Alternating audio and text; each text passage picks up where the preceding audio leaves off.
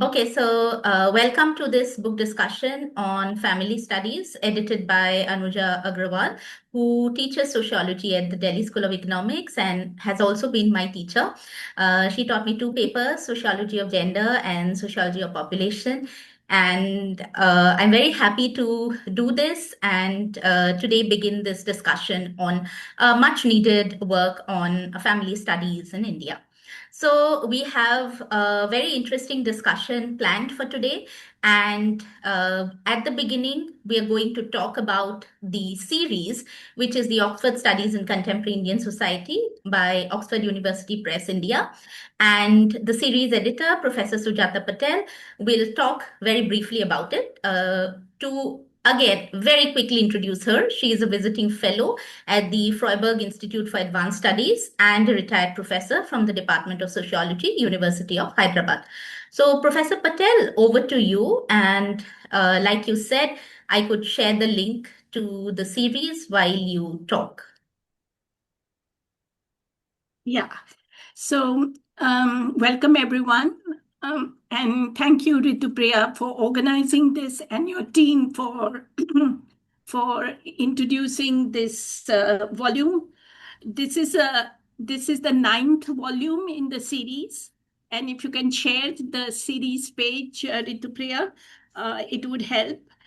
We started the series with a text called Minority Studies, which was published in 2012. And so this series is on for more than 10 to 12 years. And after minority studies, we had media studies, then we had sexuality studies with Sanjay Srivastav edited. Then we had a series, a volume called First Citizens, Studies on Adivasis, Tribals and Indigenous Peoples of India.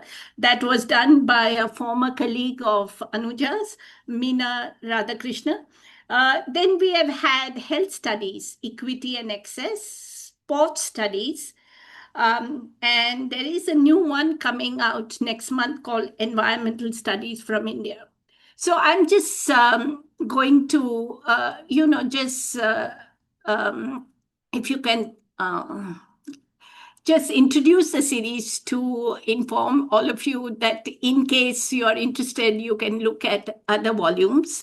Can you click on this resources, Ritupriya? So here is, the title. Just before family studies was brought out, there was Studies in Religion and the Everyday, which was edited by Farhana Ibrahim. This series is about trying to understand how to do interdisciplinary sociology, and and it uses frameworks and which are interdisciplinary. It brings together methodologies which are interdisciplinary, and it promotes the idea that we have to look at India from a holistic and complex perspective and present the everyday so that we understand what is happening today. And on that basis, theorize how to think of India today and therefore map the sociology that we need to understand. So, having said that, I'll leave it to you to engage with all the books that are there, and I'll hand you back to Ritupriya to go forward. Thank you, Ritupriya. So I have to slightly correct you because my name is Rituparna and not Ritupriya. But thank you for that series introduction. So I will now invite Professor Agrawal to very briefly talk about the book. Thank you, Rituparna. I almost was wanting to jump in to correct Sujata. But yeah, so thank you very much to Doing Sociology for organizing this book discussion. I really, I'm very grateful to Rituparna because I think the discussion was long overdue and I could not bring myself to organize it. And she is so good at this, as we all know. So thank you so much. I also want to thank, of course, Sujata and the contributors to the volume some of whom are also attending this session, but not everybody could be here. So I would like to thank them, all the contributors, all the reviewers, discussants who took part in the discussions that we had on this volume, to who made this volume possible, really. Um, I think this volume is inspired by Sujata's conviction as well as my own conviction that family studies is an area which is really crying for a kind of attention that it has not received in Indian social sciences now for quite some while. And the disproportionate, I would say, importance that family has in our lives is kind of, is in stark contrast to the, I would say, neglect that this subject has been sort of subjected to in our in Indian social sciences, I believe. Uh, and of course, so one can go into various aspects of that, which time will not permit me to do here. One has tried to address many of these issues in the volume introduction. Uh, I believe that the understanding of family in India continues to be bogged down by very cliched discussions and questions, such as the decline of the joint family, despite repeated scholarly attempts to debunk the underlying assumptions.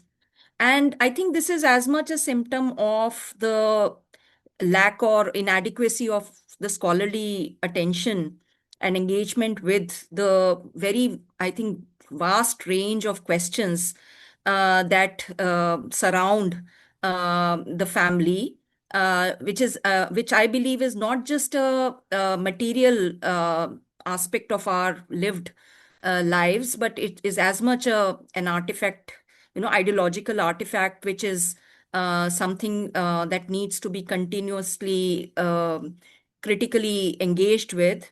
So it's this there's a huge lack of like gap in our critical engagement with the topic of this kind of significance in our lives.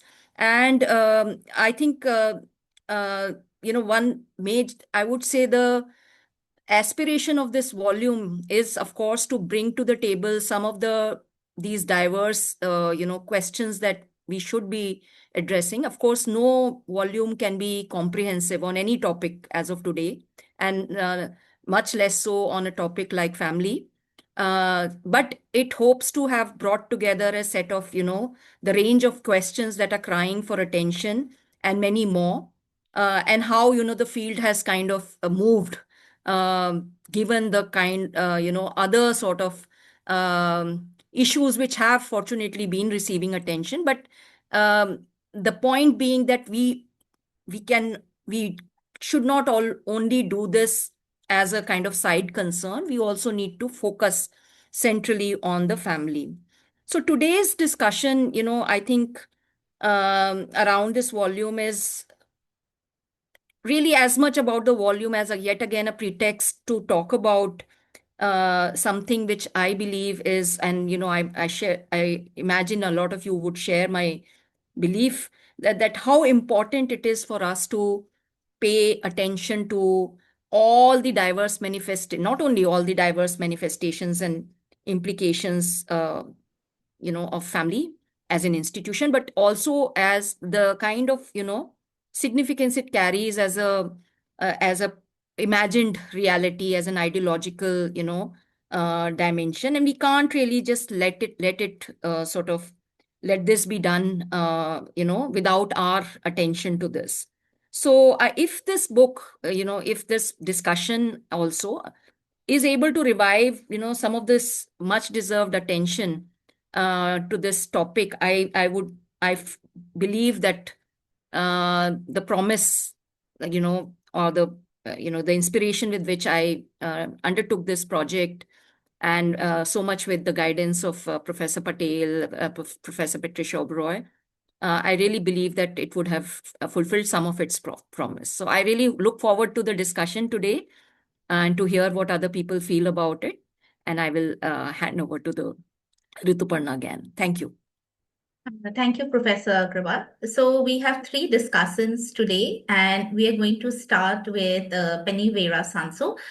So she is a reader emerita in development studies and social anthropology, Birkbeck, University of London, and she has researched on gender, household, and intergenerational relations in India's urban, informal, and rural Dalit settlements since 1989, and has also widely published on these issues. She also writes on ageist concepts underpinning United Nations policies and demography as a discipline. Her current research is on intergenerational relations over the life course in Sierra Leone. She is co-editor of the international journal, the Journal of Global Aging, and in 2019, she co-founded the British Society of Gerontology Special Interest Group on Aging in Africa, Asia, and Latin America. So, Penny, we welcome you, and the floor is yours. You can, start your deliberation.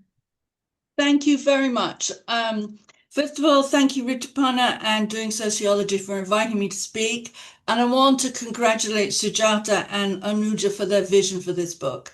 And particularly Anuja's absolutely meticulous and exemplary scholarly work on the surveying of family studies in India. And I have to say that I was totally bowled over to be included in the volume. Several of the people in the volume are people that I sort of thought were wonderful when I was doing an undergraduate degree, and here I am sort of with them. And I also want to, thank and express how much effort Anuja put into getting all the reviewers, and that we had such wonderful discussions. There are so many people behind this book, rather than just the people who contributed. So the book uncovers intriguing new pathways for understanding family life, which challenge stereotypical framings of what families are and how and why we should study them. But Anuja just said something. First of all, I prepared this discussion not expecting to have such a high-flying crowd to be talking to. And also, Anuja just said something that was just blew my mind. So the idea that families are important to us actually underplays the point of families. The families are what drive the economy. It's family relations that push people into work, right? Nobody goes and works in a shoe factory because they want to. They do it because they have to, because they don't have resources. And so they have to provide for the family, and they have to find the work that's available to them. So actually, families are what drive the economy. They're not a side issue, right? They drive the global economy. They drive accumulation. And I'd steer you to an article that I wrote with a colleague on Lesotho, which looks at how families, men were forced to go down to the mines in order to feed their families. So we have to turn that discourse around. Yeah, they're not a residual. They're not, they're the ones that drive the economy, and that really needs to be seen. So I'm going to go back to now to what I've prepared, and I hope it's of interest. So my own interest is in the narrative framings about families that are found in scholarly, political, and policy discourse, and that are popularized in film journalism and on the one hand, and the comparison to what is actually happening on the ground. So comparing discourse to what's happening on ground. And I think that the field of family studies is foundationally an ontological question. What is the family? And the answers to that question are quintessentially political answers. So as Kumkum has said in her chapter, family relations are boxed and framed, right, into this idea that they are a thing, and that they're sort of real and fixed. And this is a sort of faux scientification of the research object. So what all students and everybody who submits their work for review in some way, are asked to do is to define your terms. And that is the foundational error. Instead of finding out what's going on, we're asked to put a frame on to what we're going to inquire into. And that narrows what is possible in the research and actually predetermines our outcome. I'm looking at nuclear families, I'm looking at joint families, I'm looking at the transitions, I'm looking at, changing values, etc. That predetermines what you're going to end up saying. So what is actually the case is that family type is not fixed. All families push through a series of transitions that change over the life course, and family boundaries expand and contract. Family boundaries are permeable. People move in and out of families in under different conditions. In India, you have sort of basically uncontested family relationship is the marital family. It's that the man, woman, and their children. But then you have a whole bunch of others, which is the paying guests, and they may be there for a very long time, but they're classed as something because it shapes their rights within the family, their obligations to and rights within that unit of people who are living together in some way. And so families share some things and not other things. They may share resources, homes, facilities, labor, but they do so under differing terms. And as Sylvia Vatek said years ago, when she asked her students to find out family boundaries in Muslim households in Chennai, what are we talking about? Are we talking about shopping? Are we talking about somebody's wages? The boundary changes when we're talking about different things. But the thing about what family shape they take, who's included and who isn't, is determined by demography. It's determined by economic status and local and non-local labor markets. These are all the factors in determining, what the family looks like, and including the sort of the social gradient in morbidity and mortality. So not everyone in a family is in agreement as to its family boundaries and the rights and obligations of people within the family. They're not in agreement with those things. That this is something that has to be found out. And often we start with the idea that families are something that are in agreement, right? But that's wrong. It's just wrong. So we have complex family types, which the book brings out. We have transnational families, translocal families, and I've referred to the sort of co-resident families whose boundaries depend on what matter is being discussed. So I'd like to turn now to the question of when we study families, what are we studying? So are we actually studying what is happening in families, or are we getting what various family members are prepared to say to us? And so then the question is, whose viewpoint are we getting hold of? And are we getting what we or someone in the family guess might best fit with their view and our predetermined categories, right? So and that actually works for qualitative data as well as quantitative data. Are we forcing what's actually happening in reality into a framing that we have predetermined? So is this are we sort of dealing with sort of faux scientification of the field that we're looking at? And one of the things, it used to be people used to make a very big distinction between family and household, and now I used to think household was the issue, not family, but now I'm not sure that that's actually a division of value. So this fitting of answers into predetermined categories makes work look objective. but it's actually poorly thought through and unreliable. So research ends up hiding more than it reveals and misconstrues what is happening under the guise of being comparable. You know, you've got your categories and we can compare it against other situations, etc., or other periods. As though comparative data of fictions is of any use, or as of scientific use. But clearly it's constantly happening. We're constantly getting work that is funded like this, that is peer reviewed and published and so on. So it clearly is of use because they keep being reproduced. And so we have to ask, what are they of use for and for whom? And here we have to turn to the macro politics of family discourse. To define family types as traditional, the culture, or a problem is a political discourse. It projects a narrative framing on fluid, messy situations that are the outcome of demography, economics, politics, infrastructure provision, welfare regimes, social gradient of morbidity and mortality.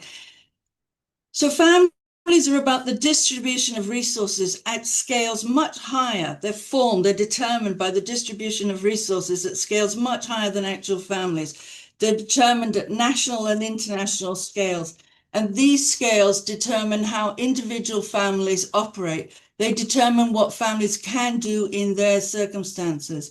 And I contend that our problem is that instead of locating families as the outcome of the way resources are marshaled and accumulated and distributed across the globe, we should be looking at how family resource, instead of looking at those things, at how those things determine it, what happens is that research repositions families and family issues as a moral issue. So we turn it into culture change, modernization, westernization, callous, neglectful children, etc. So we don't look at resource distribution and power and so on. We turn it into a moral issue. So the policy outcome is a convenient political outcome. The recommendations are convenient political recommendations. So we produce laws or some low-cost measure that squarely places responsibility back onto the family, irrespective of their capacity to provide for this group that they're being made responsible for. So the Maintenance and Welfare of Parents and Senior Citizens Act is a perfect example of that. This act washes the state's hands of their responsibility for ensuring the right to life. It turns a distributional issue into a moral issue. And the scale that this act originates in is not a national scale, right? It originates in an international scale. It comes down from the UN, which demands policy, but has little teeth. Right? The UN doesn't have the teeth to actually make anything happen.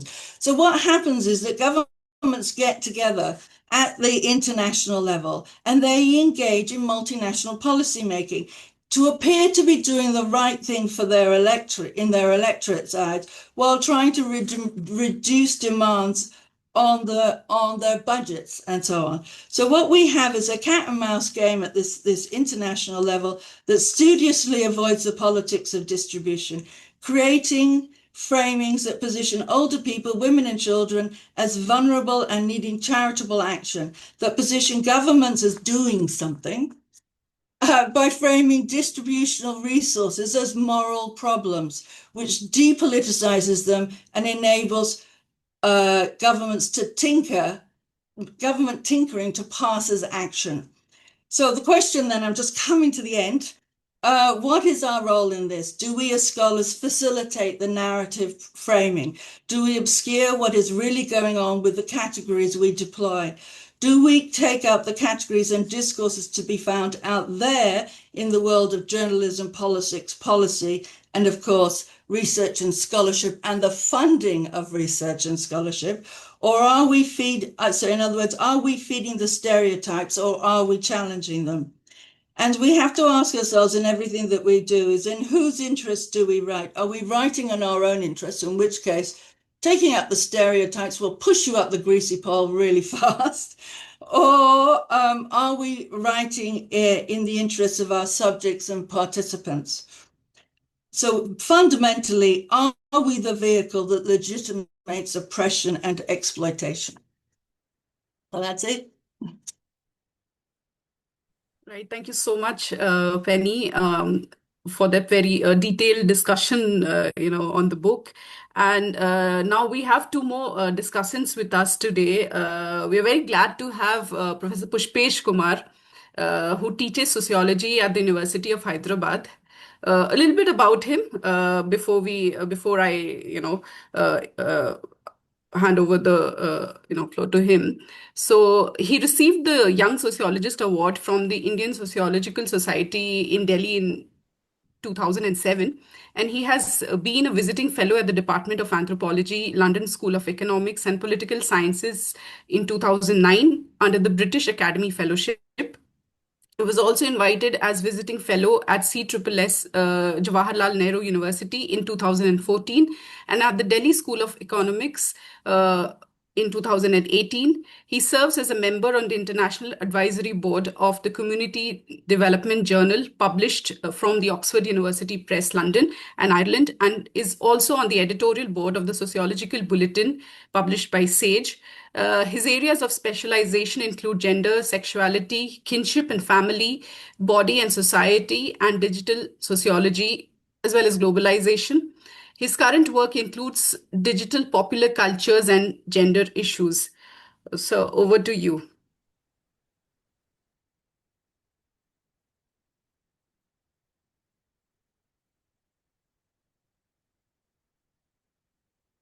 So your microphone is on mute. Yeah. Yeah, so thank you. Thank you very much, Doing Sociology, for thinking of me as one of the discussants. And Anuja, I know of Anuja for a long, long time. And I'm happy to see this volume. And I will just start with the editorial, reflecting on the editorial introduction. And, and then a few essays I'll select and try to reflect on them and try to have my own take on what this volume constitutes, right? So I'd say that the volume's editorial introduction is very comprehensive. It is sophisticated yet written in a reader-friendly style and in an accessible language, which reflects the erudite and expertise of the editor, as well as her caring concern for a wide range of readers who may find it difficult to engage with the jargons and heavy dose of theoretical, conceptual, and abstract arguments. I must acknowledge and congratulate Anuja for her craftsmanship and putting together complex details and for reflecting on historical journeys of the family studies in sociology and social anthropology without losing all the multiple trajectories of the field. She shares Kamla Ganesh's observation on missing courses on family and family sociologies in the departments of sociology in India, and I concur. And so my uh, I also express my unease and discomfort on this omission. In this context, the volume assumes special significance, and I also congratulate the series editor, Professor Sujata Patel, for imagining and concretizing this above volume. The first, I will begin with the opening chapter of the book by Penny Vero Sanso, is about the definitional politics of the family, right? And as the author asks in the beginning, as whose interest is served by the definitions, drifting away from the socio-economic issues. What are the fallacies of public and private discourses with regard to family? Definitions away from socio-economic dimension, as he surmise, and sentimentalized rather than decoding family and household with critical understanding of these institutions. This definitional damages, as he says, empower or enable the state as family norm enforcer rather than right upholders and social protection floor providers. The lamentations of disintegration of joint family being replaced by nuclear family, as Anuja also pointed out in the beginning, informs most of the discourses of family in India, on family in India. And this first chapter very pertinently brings it out that joint families can only be one stage in the diverse patterns of family forms. I think this is a very pertinent statement having a concrete bearing on future research on families. Not only this, the essay draws upon very concrete empirical evidence on sentimentalizing discourses implication for marginal and vulnerable members of society. For example, an old people not being maintained by the family members. She highlights that 86% of older people do not report abuse, but it is always caused in terms of erosion of family values. And the state also reiterates time and again on the family values. She further points to the fact that India's economy, which traps over 90% of India's working population in precarious, pensionless informal economy, speaks much more to the large scale economic dependence and vulnerability than falling family values. I think this paper is a thorough critique on sentimentalizing family values as ideal and above over and above many material realities of life. And the sentimentalizing has simultaneously this function of hiding the material deprivations and resultant vulnerabilities and precarities of life. I go on to then, and this is a very substantive chapter, I must say. I have read ever on family. And then I come to Kumkum Sangari, who in her chapter, theoretically, it is very theoretical and conceptual chapter, which foregrounds heterosexuality, social reproduction, state, global capital, and transnational division of labor and connect it to the family and household.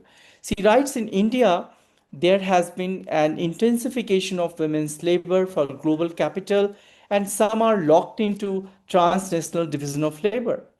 Are these facilitated by a hetero-patriarchal familial regime? And we do not have much discussion on heteropatriarchy in relation to family and marriage in India. She talks about precarious conjugality, curtailed intimacy, and recurring violence and which are entangled with marriage, and its regulatory practices can function as an apparatus of power. See, actually, we have been talking about the son preferences, and son preference is still very, very alive in the Indian subcontinent, in South Asia, and she brings it out very in is how it holds relevance even today. That son preference is governed by the lure of becoming dowry receivers, the specter of old age dependency, widowhood, impoverished or infirmity, and expectation of elder care. The sun can be a sign of accumulation and concentration of property, a magnet for marriage related accumulation, and and also it ensures a daughter-in-law's labor within and outside the household. Simultaneously, son and daughter-in-law can be unreliable. So there is also flip side of this, reliability on sun. Yeah, yeah. So the chapter is conceptually and theoretically very sound and full of updated references. I'm sure it will enable the family studies and feminist scholar even doing empirical work to derive very valuable insights into changing micro and macro realities in relation to family and household and the politics of family. This will broaden their understanding and to compel them to think through entanglements, frictions, and possibilities in framing and executing their studies.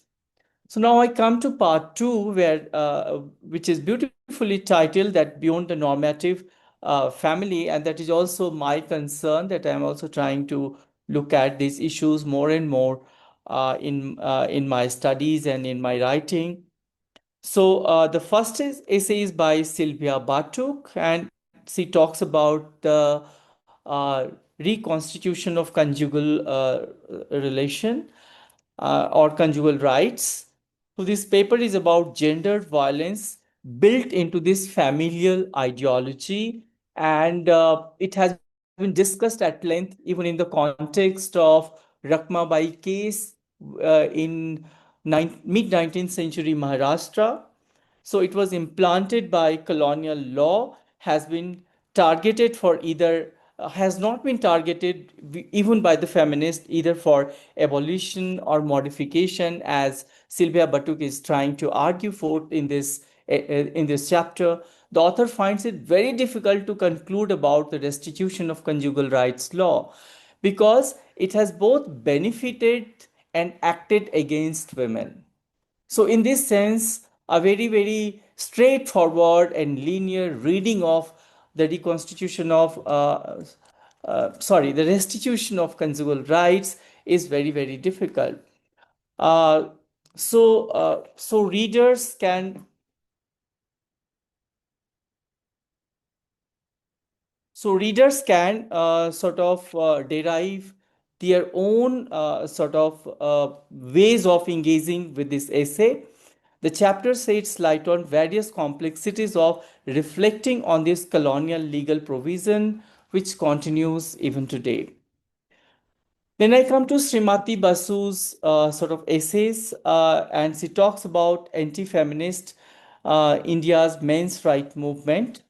And she draws upon the fieldwork on Indian men's rights movement in 8 cities in India, primarily between 2013 and 2015. And she talks about different organizations of these men.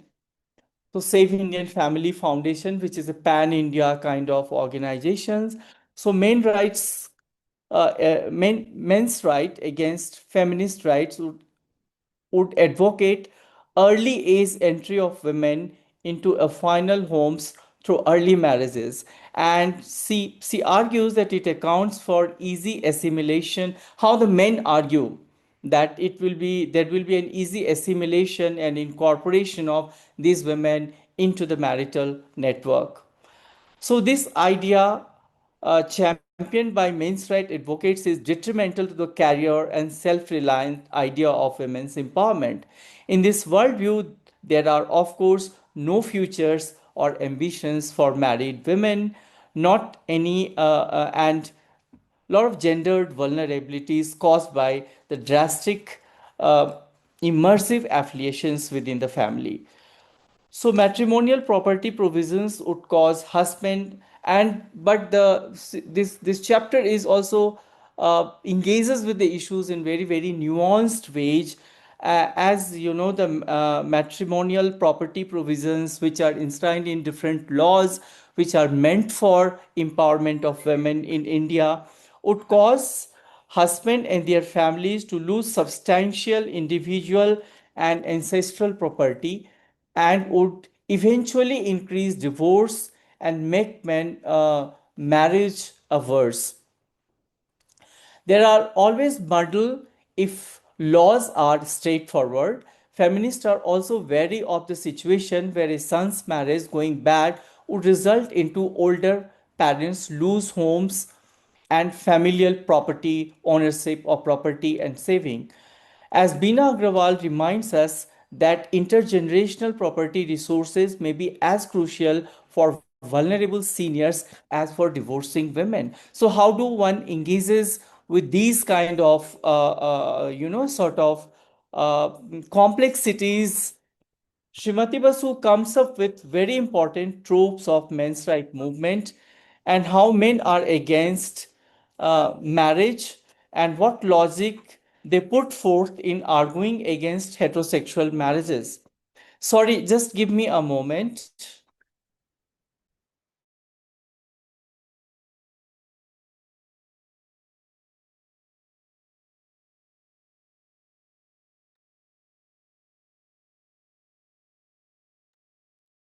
Sorry, my mobile was ringing all the time.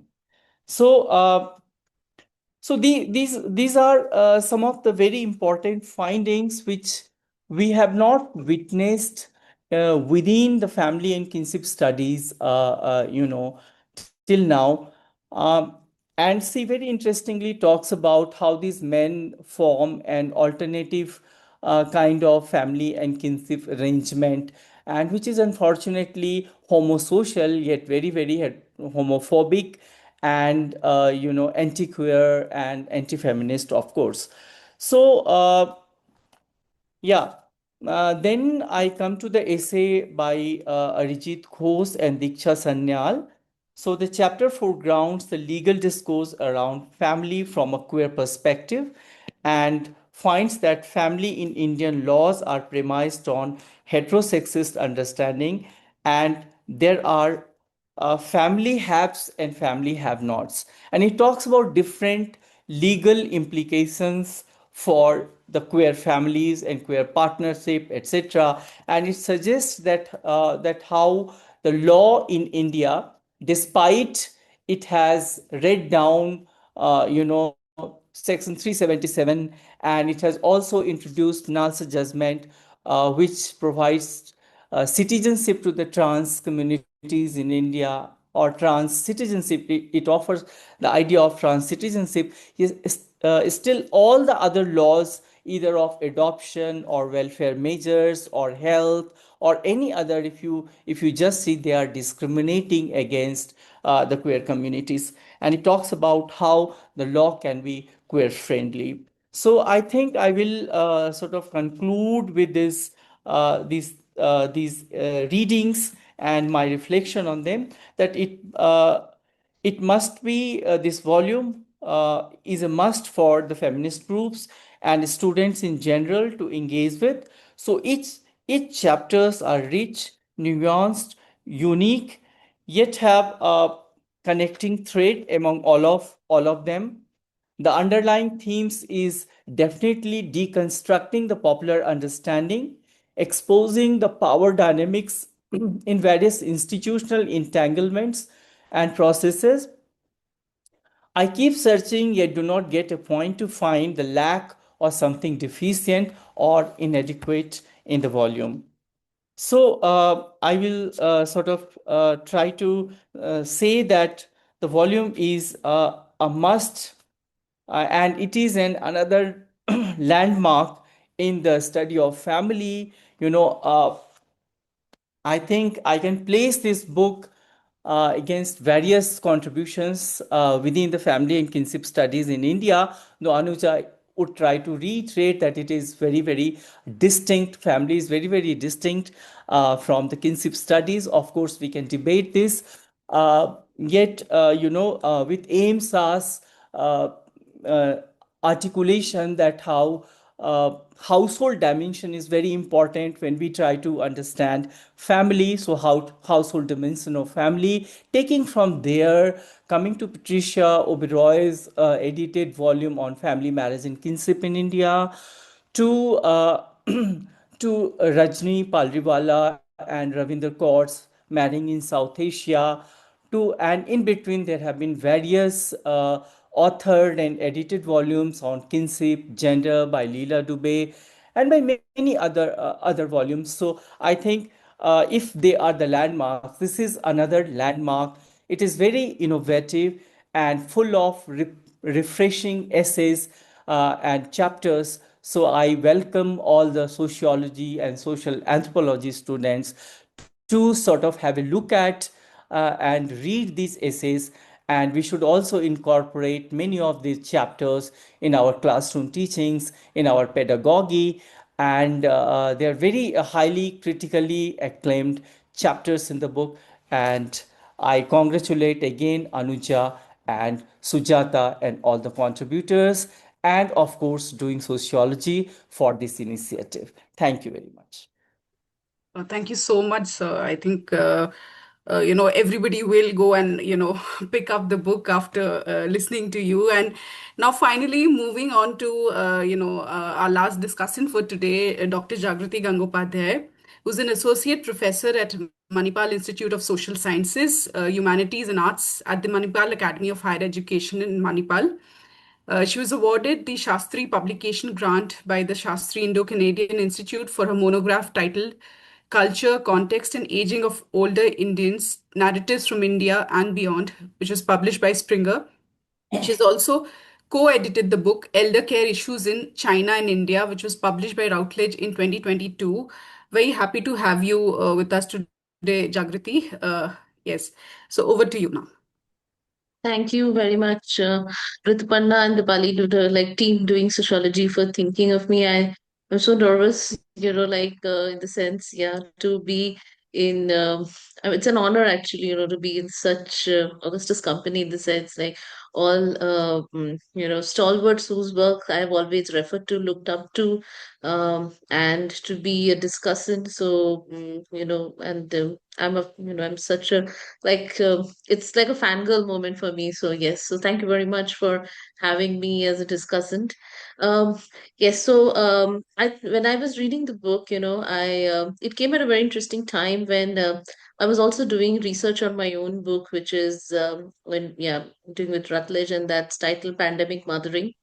Yeah, so and I was reading so much of the scholarship which has also been cited here, and so I want to start by saying, in the sense that I found that Dr. Agarwal, in the introduction itself, I think there's the crucial argument that she makes, the importance and significance of family studies, in the sense, and the difference between kinship and family, and why family is, more important and relevant. And I want to start with the point on pedagogy, because as a sociologist and as faculty of, now that I also teach sociology, I think that yes, in fact, the title of most courses are Introduction to Kinship Studies, but the word family is sort of missing from the narrative. And I've often wondered why, because, the focus on kinship, when family, as rightly pointed out in the introduction chapter itself, is so omnipresent, so much there, but we don't really discuss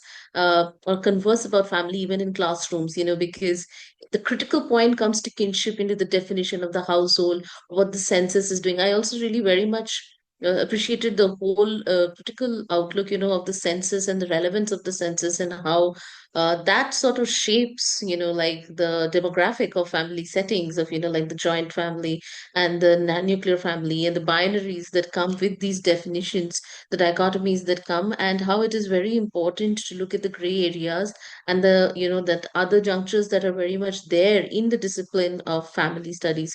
So, as a scholar of family studies, I personally often feel that, I think family as a concept definitely needs more research in India. And I would like to spend a little bit more time on the introduction, because I think that it also shaped the narrative of the book and sort of brought together the chapters. And I think that was a very important and one of the most important chapters that shaped the book for me as well. Because I think the point that the book very strongly makes is that to ask the question that, why a book on family studies now, why at this point, when and I think the most interesting theme that struck to me was that, now when I look at sociology and research, sort of and I think I'm also, part of that cohort, pandemic features very strongly, now we are always writing about we sort of use the phrase post-pandemic India.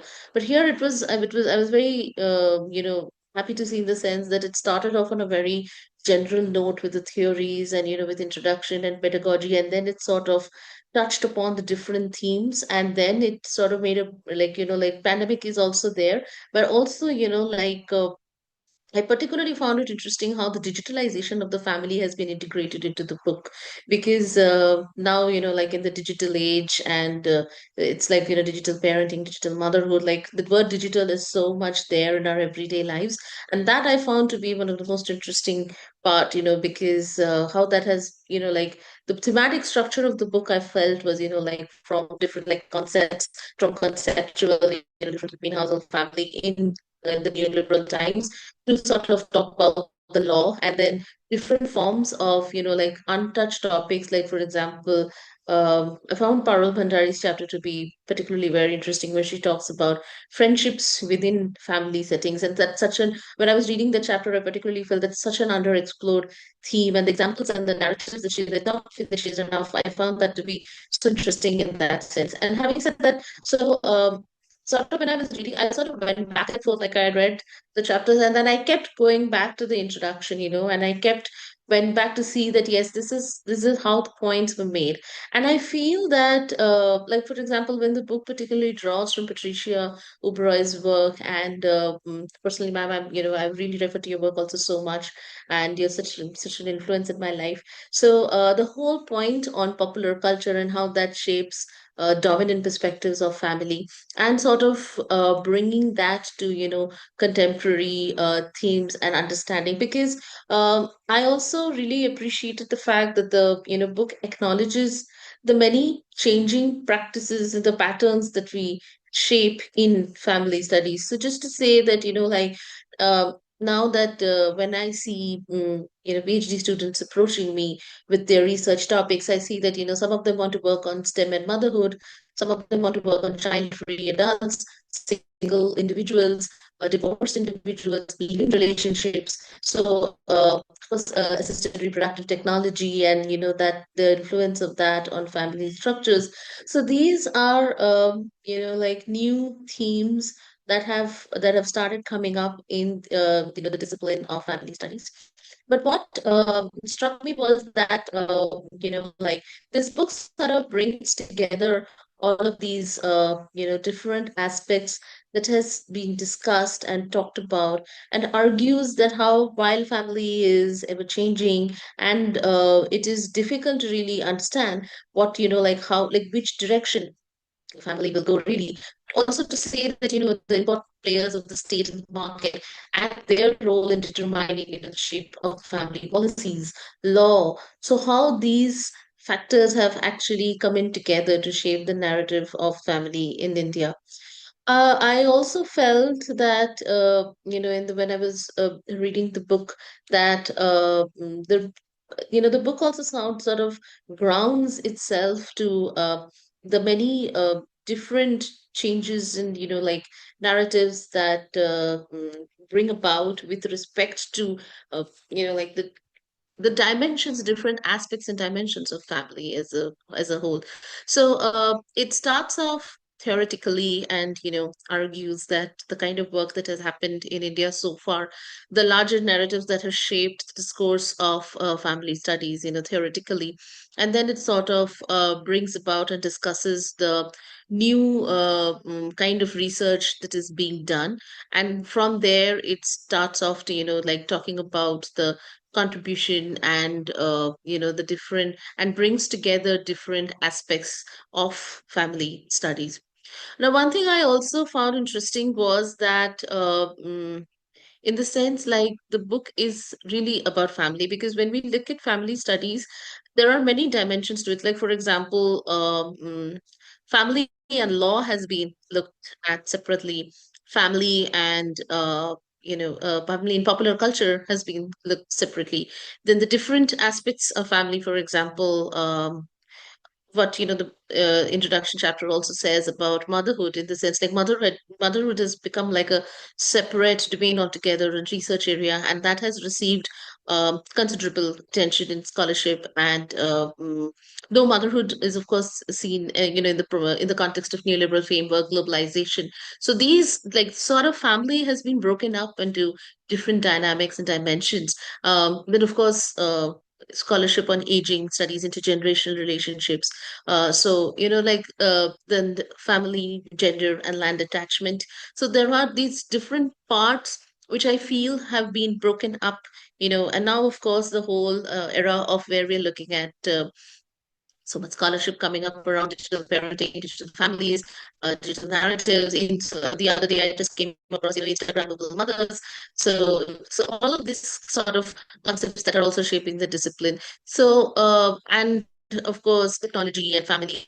So I think the book is also arguing, and I so much agree with the book, that challenge which I feel family studies has faced in India is that because this discipline was broken up and looked at separately by scholars in several parts and in different cultural contexts. This book is very important and significant because it sort of brings together all these narratives, and it sort of covers the broad range that the Indian family system essentially has, like, for example, been shaped in different parts. And I also particularly liked that it was sort of very comprehensive in terms of how India was covered and India was looked at. Like, there methodologically also there's ethnography, from like in Tamil Nadu, there's also ethnography from Delhi. There are different parts which have been covered. Like, it's sort of so comprehensive. Like, it's not like it's just one part. So it sort of shows the diversification of how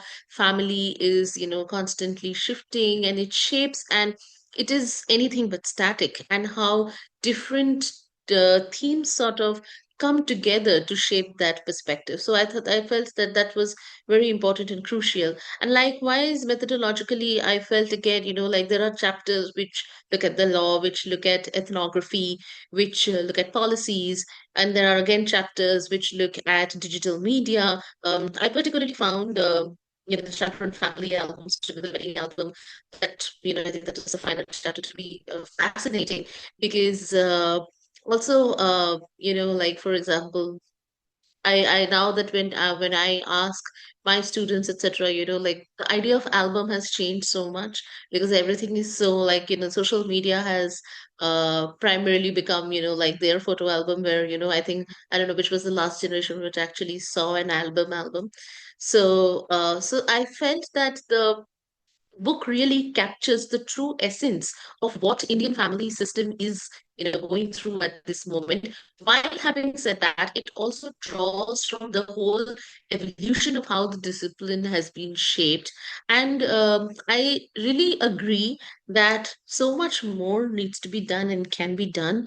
And I really truly feel that it has to be done very systematically, in the sense, like, family deserves and needs more attention. So I'll just conclude with this, in the in the sense, like, I really agree with the strong argument, and the important argument that was made in the introduction chapter of the book, which says that the whole theme of like, even when I look at family and policies, or family in the market, it is sort of fragmented. So it is important that scholars come together and contribute in that direction, so that the discipline sort of comes together, and we become sort of one cohort which is sort of taking the direction of family studies forward. Yes, thank you very much. Uh, Thank you so much, Jagriti. Maybe we can come back to our editor. Professor Agarwal, would you like to respond to any of the comments, or maybe just share your thoughts? Okay, I wasn't prepared to do that, but I'm absolutely uh, delighted with the amount of, like, um, ideas, the number of ideas that people are drawing from the book. And, I mean, now for me, it's been a little bit of a distance from the book since it's been published. But I'm absolutely, I'm very thankful for the close readings that the discussants here have given to the book. And, I really, that's all I can say at the moment, and it's a very gracious reading. And I think there could be things which are really debatable, things like, my attempt to sort of, carve out a space for family studies, which is not overrun by the idea of kinship and marriage, which, I'm not at all trying to undermine the relevance of kinship studies, but the fact that we have somehow left family to sort of fend for itself in the sort of scholarly uh,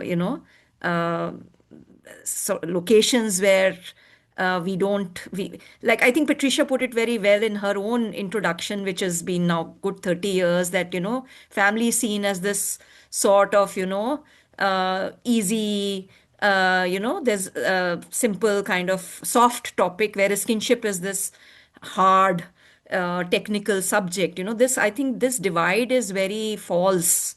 And somehow, I think partly I'm trying to say that let's not reiterate those divisions, and give the family studies its due, in as much as, other kind of aspects of studying India have received their due. And I think all of you have read, those of you have read this volume, and those of you have here to talk about it, really seem to, I think there's so many threads. It's so complex. The imbrications of family with market, with state, with, the questions of property, the questions of social reproduction. There are such massive, important issues that I really feel that there's so much that remains to be done. And as I said at the beginning also, that if people take this volume as a kind of call for, more focus and attention, and, if it drives new sort of fresh generation of researchers to take this on more seriously, I would be, really gratified. So thank you. I don't think I want to say much more at the moment, but thank you very much. Right, right. Okay, thank you so much, Professor Agarwal. Maybe we can open the floor for some questions, and we do have some amazing people in the crowd. So maybe we can take some questions. There's a question in the chat box. I'll read that out. But before that, Professor Oberoi, would you like to share some thoughts? Because you're here, why not uh, listen to you as well? Okay. Yeah, there's a question in the chat box. Maybe I could just read it out. And the others, if you have a question, you can just raise your hand up, and we can let you in, or you could just put it in the chat box. So Ankit has a question. He writes that the presentation is so great, and is wondering if there is any chapter or other material on cross-regional marriages. He's particularly talking about Haryana because he comes from Haryana. So he's asking about marriages between men from Haryana and women from faraway states formed due to demographic imbalance in North India. As more and more research is being done now on such families and their children now. So his question is around that. So And should I respond to that, or? yes, should we take some more questions? Yeah. Is there any other question? Maybe you can begin by responding to that. So actually, no, there isn't any specific chapter on this particular theme. But there is a chapter from Punjab, Haryana, by Rama Srinivasan, which is to do with the broader questions of the crises that families are facing due to land fragmentation and, a decline in resources. So this particular theme is not covered. There is, of course, there's already good work by Ravinder Kaur, by Shruti Chaudhary, and others. But it's not. So there is that, there will be so many topics which are not covered in the volume. And this is one of those which is not, but I this is discussed in the introduction. The focus was also more and more trying to keep the lens on family. Marriage is something, there's been a lot of good research on marriage. Again, these divisions are, I know, at some level artificial, but one of my attempts has been to keep the focus on questions of which are centered around family and family making and so on. And this is, yes, it's an important one, but it's not part of the volume. Any other question? Can I ask one question though? I have joined it quite late, so sorry for that. But I have a question if ma'am can answer it. So it would help me also in my own research with regard to kinship ties. Hello? Yeah, tell us, Samir, what is your Ha, question? ha. Uh, when I was researching, and I am still I haven't submitted my PhD, so I am still writing and thinking about my data only.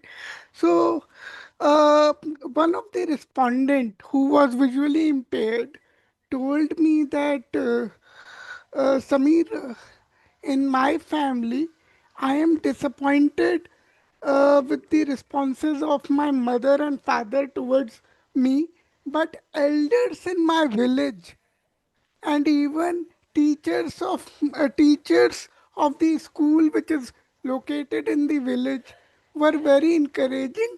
In fact, they helped my parents understand that education is very important if family want family want their daughter to flourish further or empower herself for future professional roles. So how, like, she was projecting it as in she has not get enough appreciation or love which she was expecting from her kin members, but her village elders were quite receptive to her uh, or sensitive towards her, and they in fact tried engaging with the parents or help them to become sensitive. So, how, as a researcher, which concepts, or if the book which you have just edited has something to say about these things? So I think, Samir, we should discuss this at a length on a one-to-one, because I would like to understand what your question is better.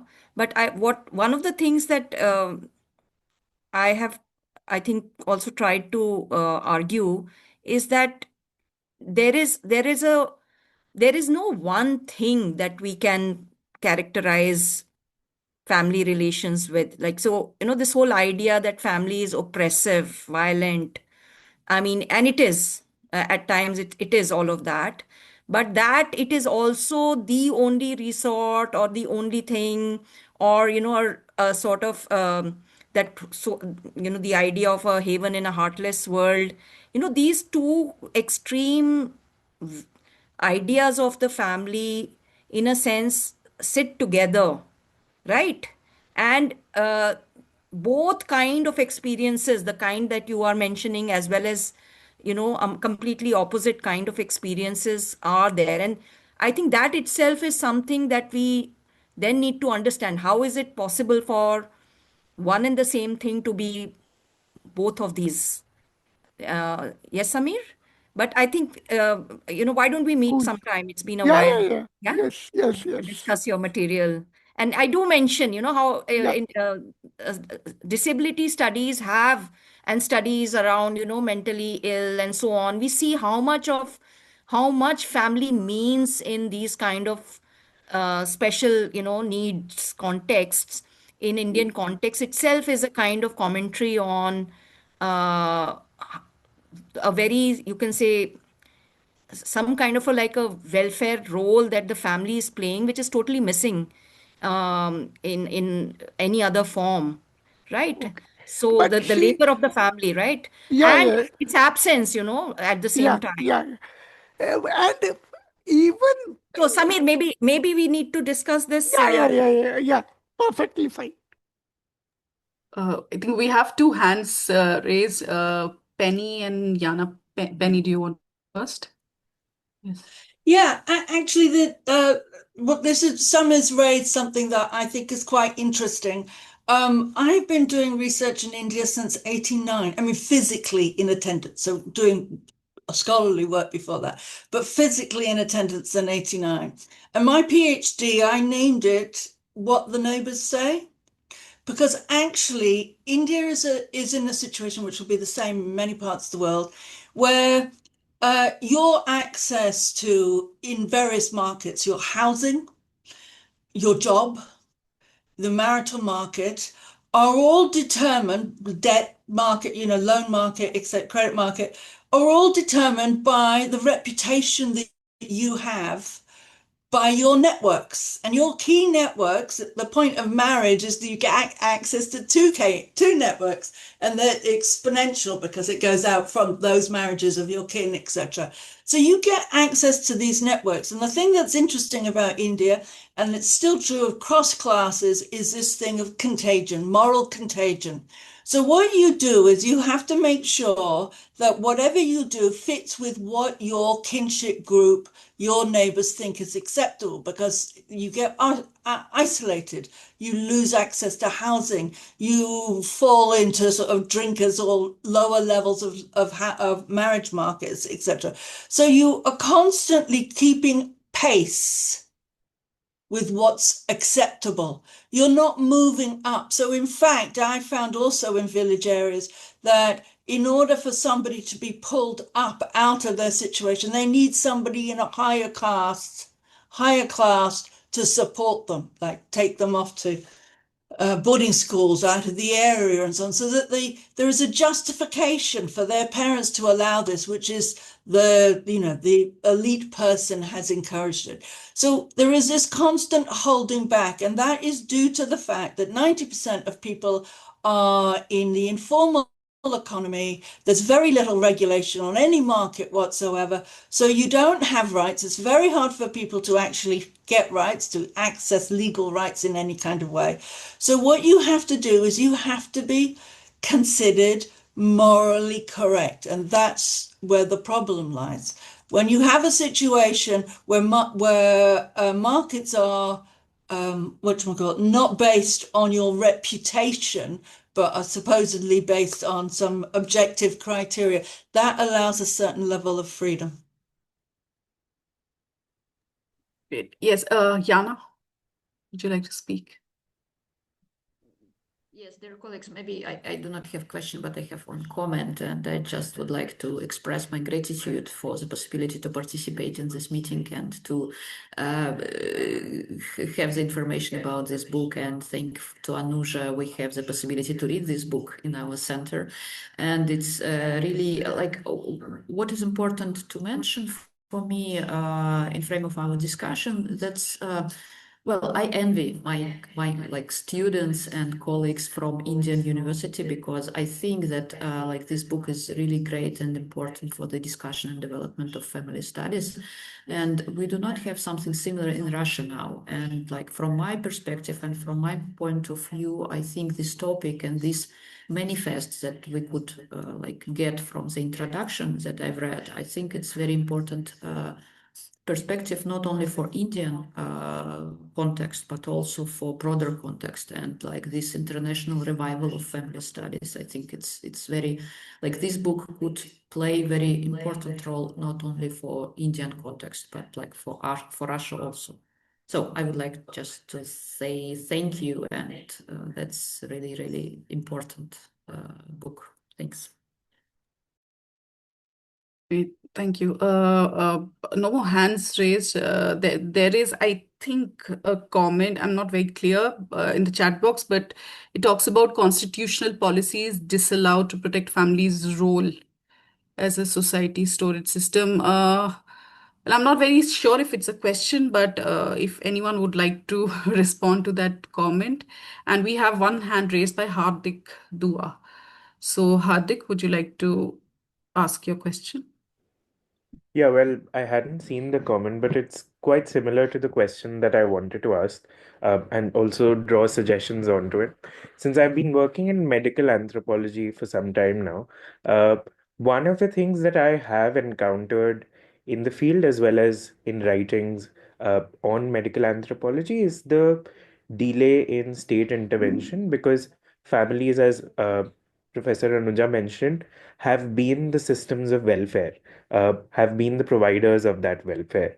Do you believe in India, they have outlaid and delayed the role of states coming into business only because uh, it's assumed that families would be taking care of their participants?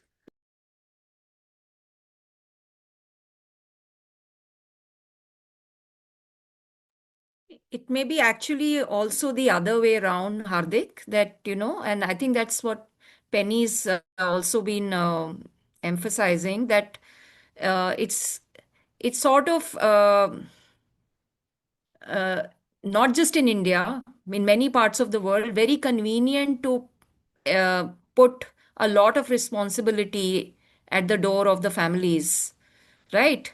And almost in when the families are unable to do it, right, Right. then make it into a question of moral decay rather than actually Yes. recognizing the inability Obviously. that characterizes so many families in provision of so much of resources or services that they do need. So it's not so much, I mean, I would rather that you also saw this as something which is constantly being reiterated by the state. It's not like because families are jumping in to do this that the state has kept away, but the state is constantly reiterating that the family needs to do this.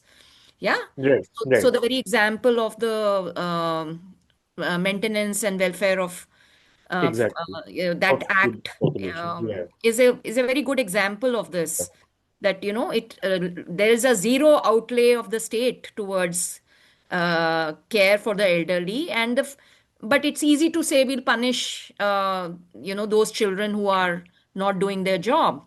So I Absolutely. think it's really not because families are like do not want any other option. There is really often no other option. Yes. Of course. Of course. That makes sense. Thank you. Okay, I think we've come towards the end of this discussion. Any final comments from our discussants, uh, or the series editor would be, happy to. Yeah, I maybe. think Shivani has put some. Yes, there's a question from It's a long Shivani. one though. Uh, She's asking about the boundary between sociology and social anthropology, which has been historically blurred. Uh, the current prominence of family studies reflective of an emerging disciplinary shift in which family becomes increasingly sociological, while kinship remains anthropological. So it's yeah. Actually, that I think that divide has been there, and that's also one of the problems, perhaps. Um, yeah, so I'm not fully sure the question is, but I don't think it's a new kind of divide. I would imagine that that's a existing divide where then family studies have really not got their due. Yeah. Right. Yeah. So, is there any final comments? Professor Oberoi, would you like to share any thoughts?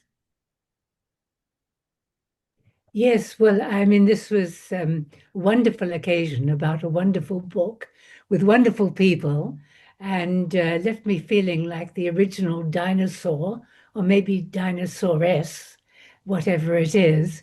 But I think that if I were to sum up what I think it was about, I think it's about the political economy of the family within both a national and a global political economy. And I think that that is particularly with Penny's first comments, that is really what I think one could well take away, rather than well, along with everything else. And I think just getting mentally into that frame is very important. The other thing, of course, that is hanging over us is the wider, which Anuja referred to, the wider political discourse where family values are being talked about as though everyone knows what it's all supposed to be about, or maybe we could all get grants researching that. And it's a really, I think this is a development which needs a lot of thinking about. And what has struck me particularly here also, I don't know whether Jagriti has written on this, but the same thing is going on in China, which has a very different system of governance and politics and whatnot, where communists they may be, but the talk about family values is going on all the time. So there's plenty else to talk about here. And I really welcome the book and the conversation and all the places it will lead. And congratulations to the editor, the contributors, and to the series manageress, Sujata, who always, goads people to push barriers. And I think it works out really nicely. So thank you for this experience and seeing all so many friends here as well. I think there's a new road opening up, and I'm learning a lot. Thank you. Thank you so much, Professor Oberoi. I think it's a really nice note to end this discussion. And thank you to all three of our discussants, as well as to the editor for, doing this. And let me also tell you that the video would be available on YouTube and you can catch it later. So goodbye and have a nice night. Thank you. Thank you very much, Rituparna, for doing this. Yeah, thank you very much, Anuja. It was fascinating. Thank you so much. Thanks, Ritpanda. Thank you. Bye. Bye.